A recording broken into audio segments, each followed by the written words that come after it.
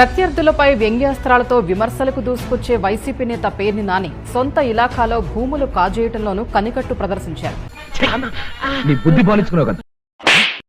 మచిలీపట్నంలోని రంగనాయక స్వామి ఆలయ భూములపై కన్నేసి కారు చౌకగా కొట్టేశారు. అసలు ఈ బాడీ నిండా ఉన్నదండి పచ్చి అబద్ధం, పెద్ద పెద్దకం, పరమదరిద్రం, మోసం, నీచం, నికృష్టం. అసలు ఇలాంటి వాడి గురించి మాట్లాడటం అవసరం.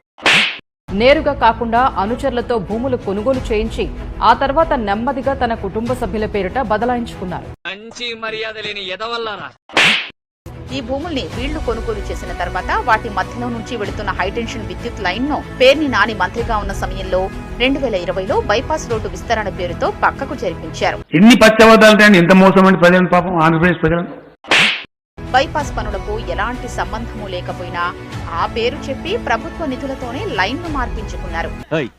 ఇదంతా ఎవడ ఏం చేద్దాం సార్? చెప్పు తీసుకొట్టండి సార్.